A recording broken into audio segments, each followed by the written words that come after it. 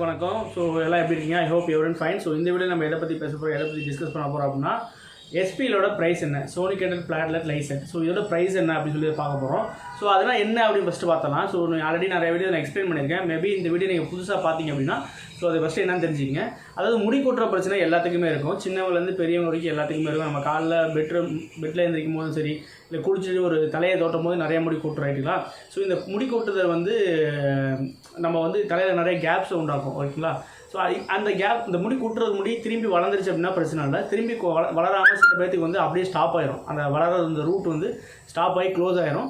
So இதுதான் முடியை கொட்டினதுக்கப்புறம் நமக்கு விசிபிளாக தெரியும். சரிங்களா, அந்த இடத்துல சொட்டையாக தெரிய ஆரம்பிச்சிடும். ஓகேங்களா. சரி, முடி கொட்டுறதை எப்படி தடுக்கலாம், ஸோ இந்த சைக்கிள் எப்படி இம்ப்ரூவ் பண்ணலாம் அப்படின்னு கேட்டிங்கன்னா, ஸோ நம்ம ரத்தத்தில் உள்ள பிளாஸ்மாக்கள், அதாவது ரத்தத்தில் பிளாஸ்மா இருக்குல்ல, ஸோ அந்த பிளாஸ்மா ரத்த ஓட்டம் நல்லா இருந்துச்சுன்னா பிளாஸ்மா போயிட்டு அந்த முடிக்கு தேவையான நியூட்ரிஷனை கொடுக்கும். ஸோ முடி நல்லபடியாக வளரும். சரிங்களா. ஆனால் நிறைய பேருக்கு அந்த பிளாஸ்மா சரியாக கிடைக்காம நிறைய முடி அந்த லைஃப் சைக்கிளை பேஸ் பண்ணி நிறையா முடி கொட்டும் ரைட்டுங்களா. ஸோ அவங்களாம் என்ன பண்ணால் பிளாஸ்மாவை நம்ம ரத்தத்தில் பிரிச்சுட்டு நம்மளே இன்ஜெக்ட் பண்ணிப்போம். ஸோ அதுக்கு பேர் தான் பிஆர்பி அப்படின்னு பிஆர்பி இருந்தது. ஸோ அதோட advance method SPL, sonicated platelet lysates. So இப்போ பிஆர்பியில் பண்ணால் என்ன, பிஆர்பிக்கும் இதுக்கு என்ன டிஃப்ரென்ஸ், எஸ்பிஎலுக்கும் என்ன டிஃப்ரென்ஸ் அப்படி கேட்டிங்கன்னா, ஸோ பிஆர்பியில் அந்த பிளாஸ்மாவை அப்படியே இன்ஜெக்ட் பண்ணுவாங்க. ஸோ எஸ்பிஎல்ல என்ன பண்ணுவாங்கன்னா, ஸோ அந்த பிளாட்லெட், அந்த பிளாஸ்மா இருக்குல்ல, அதை இன்னுமே நிறையா இப்போ நம்ம செல்கள் இருக்குல்ல, செல்லில் 2-4 பிரிப்பாங்கல்ல, ஸோ அந்த பிளாஸ்மாவை நல்லா பிரித்து எடுத்து இன்ஜெக்ட் பண்ணுவாங்க. ஸோ இது இன்னுமே எஃபெக்டிவாக இருக்கும். பிஆர்பியோட கம்பேர் பண்ணும்போது இது இன்னுமே பயங்கர எஃபெக்டிவாக இருக்கும். ஸோ அதுக்கு இப்போ தான் எஸ்பிஎல். ஸோ இதோட காஸ்ட் என்ன அப்படின்னு கேட்டிங்கன்னா, ஸோ நிறைய கிளினிக்கில் 15,000 rupees பண்ணுறாங்க. இது ரொம்ப ரேரான ஒரு ட்ரீட்மெண்ட். ஏன்னா எல்லா கிளினிக்காலுமே அஃபோர்ட் பண்ண முடியாது. அந்த மிஷின் காஸ்ட் ரொம்ப அதிகம். ஸோ ஃபாரினில் பார்த்தீங்கன்னா மேக்ஸிமம் எல்லா கிளினிக்கில் இருக்குது. இந்தியாவில் ரேரான சில கிளினிக்கில் மட்டும் தான் இருக்குது. ப்ராப்பராக பண்ணுற கிளினிக் சில கிளினிக் இருக்குது. ஸோ HSN கிளினிக்கில் அந்த எஸ்பிஎல் ட்ரீட்மெண்ட் பண்ணுறாங்க.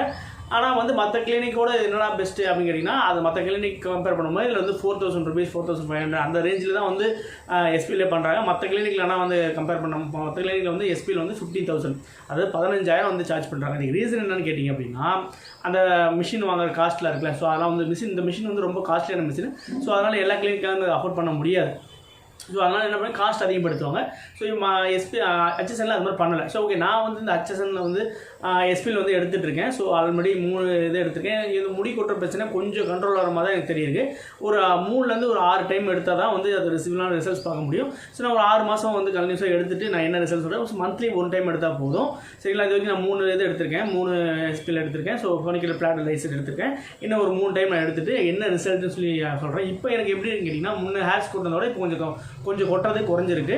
ஸோ கொஞ்சம் நியூட்ரிஷன் அதிகமாக கிடைக்கிற மாதிரி நான் கொஞ்சம் ஃபீல் பண்ணுறேன். பட் ஆனால் ஒரு 6 மாதம் கழிச்சு தான் அது கம்ப்ளீட்டான ரிசல்ட் என்னன்னு சொல்லி நமக்கு தெரியும். ஓகேங்களா. ஸோ நான் போய் அங்கே HSN கிளினிக் கோயம்புத்தூர்லேயும் இருக்குது, பெங்களூர்லேயும் இருக்குது. கோயம்புத்தூர் கிளினிக்கில் நான் விசிட் பண்ணி நான் எஸ்பிஎல் எடுத்த ட்ரீட்மெண்ட் நான் உங்களுக்கு டெலிகாஸ்ட் பண்ணுறேன் பாருங்கள். ஸோ எல்லாமே சேம் லைக் பிஆர்பி மாதிரி தான். ஆனால் இந்த பிளாஸ்மா அப்படியே இன்ஜெக்ட் பண்ணாமல் அதை நாளும் இன்னுமே துகள்களாக பிரித்து, அதாவது பிளாஸ்மாவை நல்லா பிரித்து இன்ஜெக்ட் பண்ணுறதுனால இது இன்னுமே எஃபெக்டிவாக ஒர்க் பண்ணும்.